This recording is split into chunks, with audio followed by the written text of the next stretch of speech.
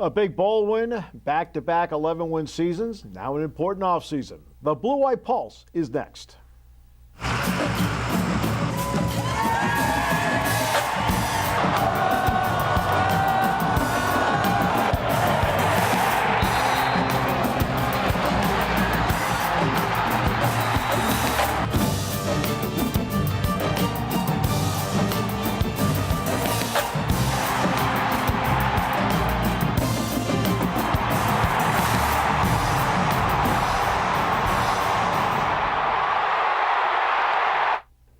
And we welcome everyone to the Blue-White Pulse. Steve Jones, Mark Brannon from Fight on State 24/7 Sports, and Jay Paterno. Great to have you here, guys. And, well, let's start with the Fiesta Bowl. You want to cap it, quote, the right way.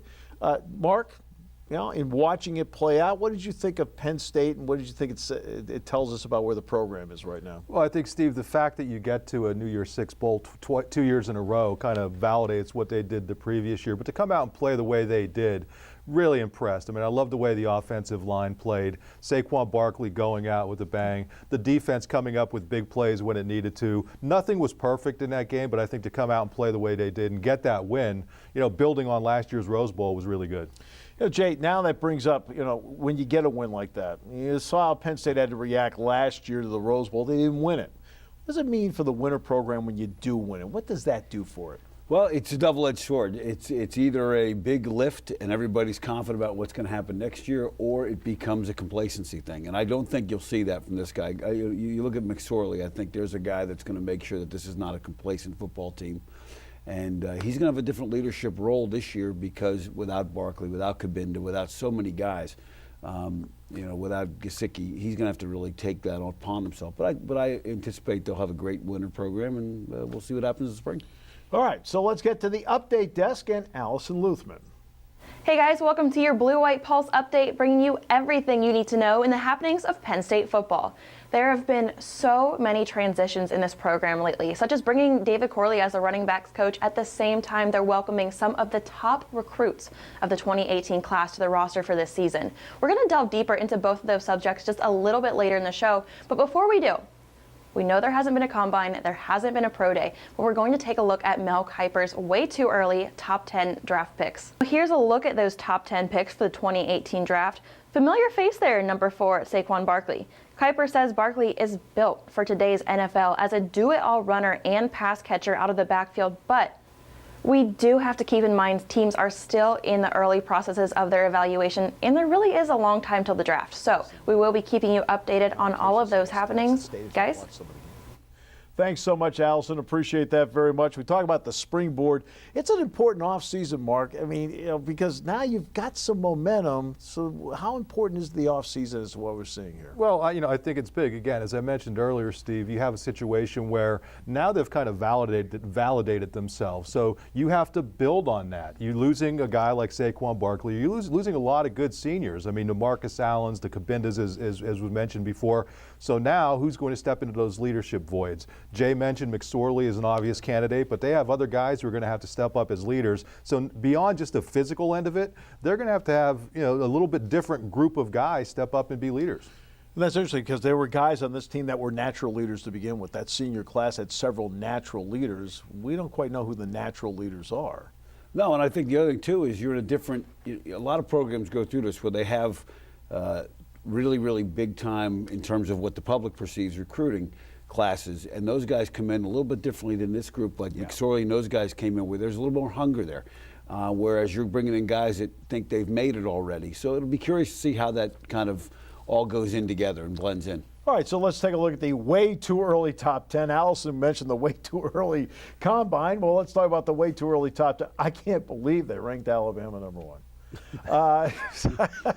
What about you guys? I mean, you look at that. The first thing that jumped out to you was Michigan.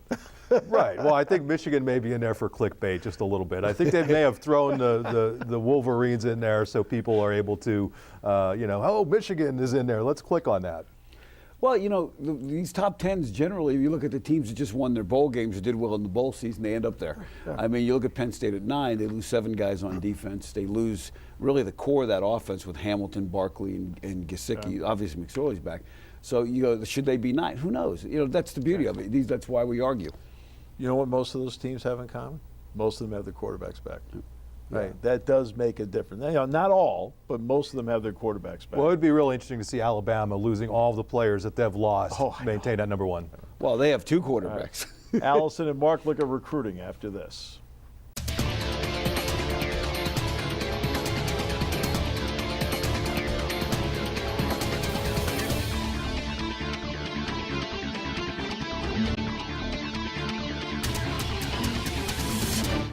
Hey guys, welcome back to Blue White Pulse. Mark is joining me on set, which we're super excited to have you here today. We're going to talk recruiting. Before we talk players, I do want to talk the recruiting teams, which they're going to be changing soon, but right now Penn State's at number 4. Did any of those top teams surprise you? Maybe doing better, or maybe a little bit worse than you thought they would in recruiting? You know, terms? one of the surprises, Allison, is that Alabama's not there up at number 1, you know, where they've been the last couple of years. Georgia and Ohio State obviously doing very well. But that, I think it's an indication of how much more balanced things are getting. And Penn State moving up into that top 5, they've not been there really this century. So being able to boost up that high for James Franklin's program, keep building on where they've been the last few years with top 15, top 20 classes. Now you're getting up into that top 5 area, and I think it's a real bonus for them. Yeah, and you know, Penn State did have some really great recruits already, one of those being Micah Parsons. Now, his recruitment, he committed last February, decommitted April, recommitted December. How relieved were these Penn State coaches once he finally said, guys, I'm coming to Penn State? Yeah, there was a little bit more drama in the Micah Parsons whole commitment, decommitment type thing, and I think they were relieved. I mean, they're going to, he enrolled early, so they're going to put him at Mike linebacker, which is really a need for them. And to be able to get him in the spring and work out with that first team defense, second team defense, wherever he may land, I think is a real bonus. The thing about Micah Parsons, you've seen a lot of state high football. And he absolutely tore up State High. 5 touchdowns, 3 rushing touchdowns. That's the sort of athlete you're talking about. State High, one of the best athletic teams in the state. And Micah Parsons at Harrisburg just ripped them up. So he is a special player, and he's going to do a great job for them at Penn State. And you just mentioned some of those stats from him. I've heard reports calling him one of the best edge rushers in the 2018 class. Do you agree with that? Yeah, oh, absolutely. I mean, I've had the opportunity to see him at different Nike camps, at Penn State camps, and he is that good of an edge rusher. I mean, he beats, it's incredible. I mean, the other thing about him, Allison, seeing him at camps, he would show up at a Penn State camp and just goof around playing wide receiver, and he would beat the best defensive back. So as good as he is as an edge rusher, and I think that also speaks to the ability of him to play different positions. I mean, he was a great running back in high school, come in to be able to play linebacker. They don't necessarily need him as an edge rusher. They have some good edge rushers. They have another good one in Jason Owa coming in. So to be able to get an athlete like that at Mike linebacker, I think is a real bonus for him. A lot of versatility, and another very versatile player is Justin Shorter, wide receiver. But one of the things that impressed me the most looking at his stats, from 2016 to 2017, he almost quadrupled his rushing yards. I mean, what does that tell you about his versatility and what he can bring to the table for Penn State? Justin Shorter, the receiver, though, I think Ricky Slade may have been the one with the rushing yards. But the thing about Justin Shorter, listen, I've had a chance. I'm kind of a tall guy, as you can see here on set. You stand next to Justin Shorter, he is every bit of 6'4", 220 pounds as a wide receiver. At the Nike camp in New Jersey last year, he ran the fastest 40-yard dash. Now, what does that mean? Well, you can't always go by what those times are because who knows how they're timing it. But the fact that he was the fastest among 200 or 300 people tells you what sort of athlete you're dealing with. So Justin Shorter, to me, is a guy who I think could come in and play immediately.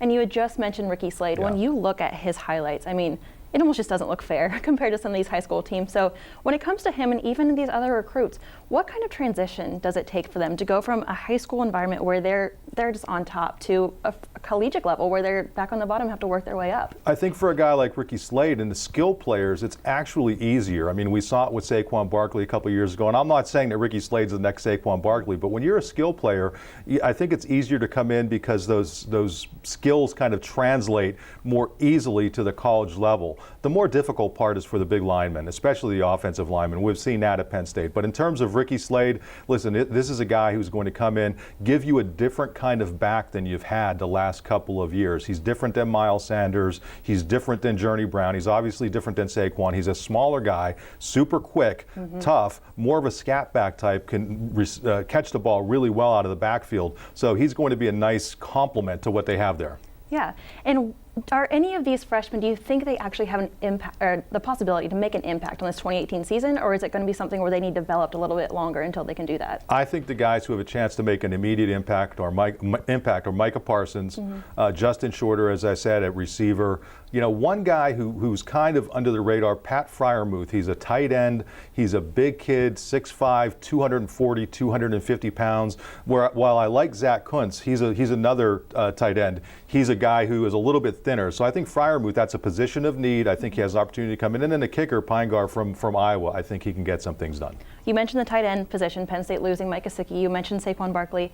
As we wrap up, we're still a little bit away from the February signing day. What can Penn State look forward to that they need to fill these empty positions? They only have a couple spots left, so I think there's a kid Walker, an offensive lineman out of Maryland, and Curtis Enos' son, Solomon Enos from Arizona. I mean, those are two kids who I think, if Penn State has a chance at landing two more kids, it's going to be those kids. And remember, Saquon Anderson-Butts was unable to sign for academic reasons during the early signing period, so keep an eye on him, a receiver from Harrisburg, Pennsylvania. All right, well, we'll be on the lookout for all of that as we approach the February signing day. Mark, thank you so much for being in studio today. It was really a pleasure. Thanks for having me. I love it. Yeah, we'll be back with more Blue White Pulse after this.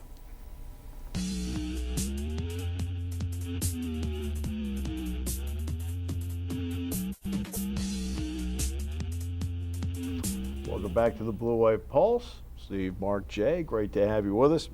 Ricky Ronnie in the Tax Slayer Bowl had to fill in as the offensive play caller in that game, but now this was his full shot. Mark, what did you think of the small sample size, but what did you think of the one we have? Well, I mean, coming in, all eyes were on him. Now, he said after the game, Steve, that he was treating it like any other game, but I can't imagine that was the case. I mean, the way that they performed for him tells me that they kind of bought into what he was doing. But they came out, he threw a couple new wrinkles in. Some of them worked, some of them didn't work. Overall, though, their offense was just terrific. And after the game, the other thing that I really like, Steve, for any error that McSorley made, Ricky Ronnie took the blame for it. And that's what good offensive coordinators do. It's like, don't blame the kid, blame me. So I liked what we saw so far, and I think it's going to be good moving forward. Jay, you've been in that spot. What's it like having to make 15 to 20-second decisions 60 to 70 times a day? Well, I have 5 kids, so I have to do that every day, all day. This is never talked about. No question. And it comes down to preparation. You've got to come in and say, and the minute you call the play, it's 1st and 10, you call the play, you're immediately going to, well, if it's 2nd and 5, what are we doing? If it's 2nd and 12, what do we do? If we get a first down, what do we do? So you're constantly 30 or 40 seconds ahead of what's going on. You watch the play as it unfolds, but you got to think ahead. And I think the most impressive thing, really, what the offense did against Washington was the 3rd downs. Yeah. That's by far the most impressive 3rd downs they've had in the last 2 years, really, against a good defensive football team. So I think he did a great job. Yeah, 12 of 12 for 193 yards on 3rd down. 10 of those 12 ended up being first downs the way they converted. And they were 54, 55% the last 8 games anyway. I mean, that's a lot of people don't realize how good they actually got on 3rd down. Because I think they ended the season at 48% or some number like that, right, Mark? Yeah, and it's going to be interesting to see if he stays up in the box. I mean, that was, I think, a good move on his part because he had been up there. Jay, you know what that's about. He had been up in the box, and to stay up there, will he continue to do that, or will he go back down on the field? Yeah, I mean, it depends on where you're comfortable. Right. I mean, because you had to do both at one point. You were mostly in the box, though, right? Yeah.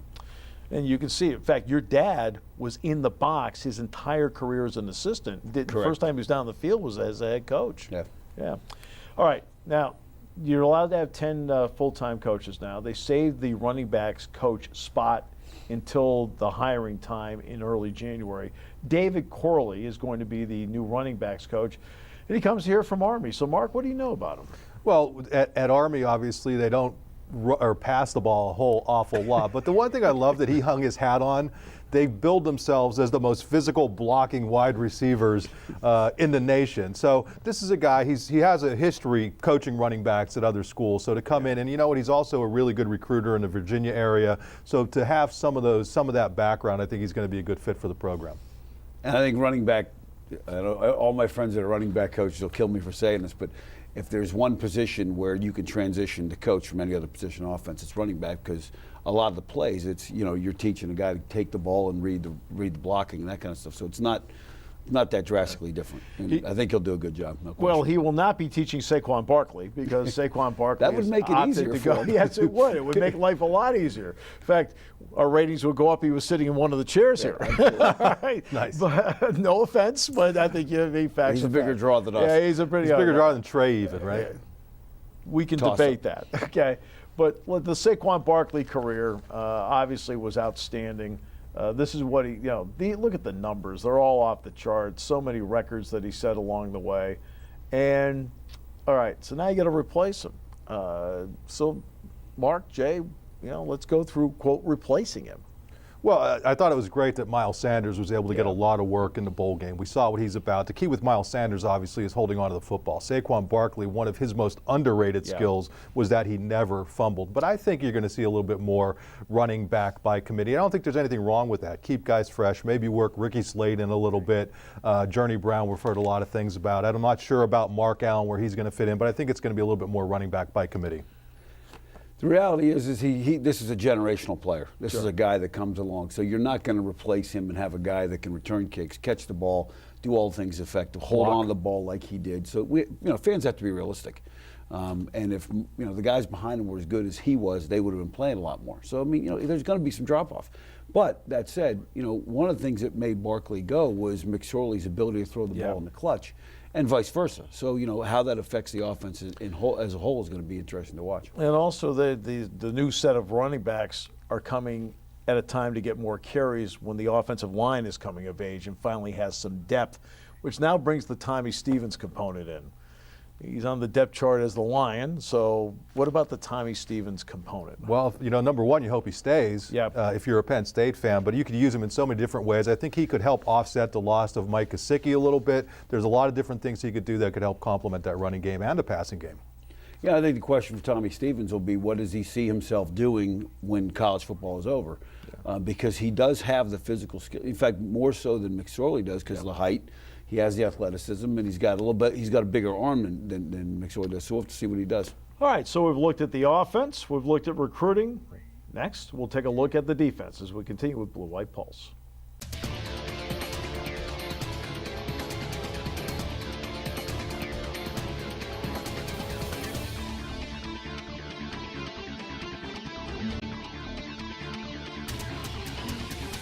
Well, so far we've looked back at the Fiesta Bowl. We've taken a look at the offense. We've taken a look at recruiting. Now it's time to talk about the defense. This is where there are going to be some holes to fill here, guys. We talked about Ricky Ronnie, his game in the Fiesta Bowl. We've now had 2 years of Brent Pry as the defensive coordinator. Mark, your thoughts?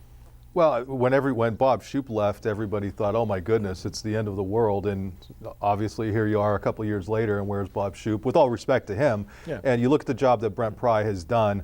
Listen, I don't think they've had a superstar caliber player. That's right. And yet they've been a strong defense. As they improve talent-wise, I think there may be a little bit of a step back overall this year. Because some of the better players are going to be younger. But I think as this group develops, you're going to see more star-type caliber talent emerge. Don't know if it's going to be this year, but I think overall he's done a really nice job. Yeah. Well, the area is going to be linebacker. That's where, for example, let's take a guy like Brandon Smith. We were kidding earlier in the break when you were watching something else about guys on senior day going through. Boy, if timing had been better and if Brandon Smith had an extra year, you'd feel, I think, a little bit better about the tenure of what they have. Yeah, and given the offenses that they're going to see, one of the things is, Pitt's going to be better. That freshman quarterback that they had play against Miami, he plays against Penn State last year. It's probably, a closer game. Penn State still wins, but you look at Wisconsin now comes on the schedule. Iowa, there's some of those teams that are going to come right at you north and south, and that middle linebacker spot's going to be important. And as well as the complex nature of some of the blocking schemes those people throw at a young guy playing in there, it's going to be a tough adjustment. Now, how interested were you right away with the discussion of Micah Parsons potentially being a middle linebacker in the spring? I'll tell you what, I've seen a lot of Micah Parsons at camps, and he can do anything he wants to do. He's big, he's physical, he's tough. I think the biggest question, Steve, is at that Mike linebacker position, maybe you don't have to call the plays, but you have to be able to direct traffic, and I think that's going to be one of the bigger keys. So one of the cool things that Pry said is they're basically going to make it an open competition. They're going to try Koa Farmer, maybe you try Cam Brown. There'll be a lot of people getting an opportunity there, but Micah Parsons, do not sell this kid short. I think it's good that he enrolled early. He's a phenomenal athlete, runs really well, a vicious player. I mean, Trey is going to love this guy and just really gets after it. So, yeah, I think he has a real opportunity, and it's good that he's in here early. Yeah, and smart, too. I mean, mean, it's everybody at Harrisburg High will tell you right away how smart he is. Now, Torrance Brown gets back into the mix at defensive end. That's a spot they're pretty good with Buck Holtz and Miller and Brown. But the defensive tackles, you got Windsor, you got Givens, you got Shelton. Your thoughts there? I think this is, listen, I know I'm with a site that covers a lot of recruiting, but in P.J. Mustipher, I see the first true one technique tackle that they've had maybe since Austin Johnson. He's a big 300-pounder as he arrives at Penn State. I don't think he's going to be a starter, but I think he's going to be able to go in there and give you some minutes as that space filler in the middle of the line. Jay, and that's vital when you talk about new linebackers. You've got to keep those offensive linemen off those middle linebackers, especially young ones, because you can get disheartened pretty quickly in there if there's guys on you all the time. That's going to be important. Also, it's one element in the secondary. They played a lot of people the last couple of years. You lose all seniors there, but Oyewere, John Reed is going to be back. You've got Castro Fields, you got Wade, you got Nick Scott, you got Garrett Taylor, you got Aaron Monroe. They've got players back in the secondary. Yeah, but so much of it is communication is going to be important. And when you look at last year, the communication in the secondary was really, really good back there. You know, they did not give up a lot of big plays because guys were where they were supposed to be. And that's the underrated thing that people don't realize about playing the secondary is how important that is to be where you're supposed to be. But, Jay, that's where having John Reed back. Absolutely. I mean, this is a guy who is a football. You talk about smart football players. John Reed is about as good as it gets. Yeah. Look, he builds his own computers. Yeah. Right? I barely can turn the thing on. I made the mistake of asking him if he's getting into coaching, and he's like, well, I'm not so sure about that. He may have, but you know what? A lot of people intended to get into other things and end up in coaching, right, Jay? Well, you look at the contract for defense coordinator at LSU, and you start to go, For Mark, Jay, Allison, I'm Steve Jones. Thanks for joining us on the Blue White Pulse.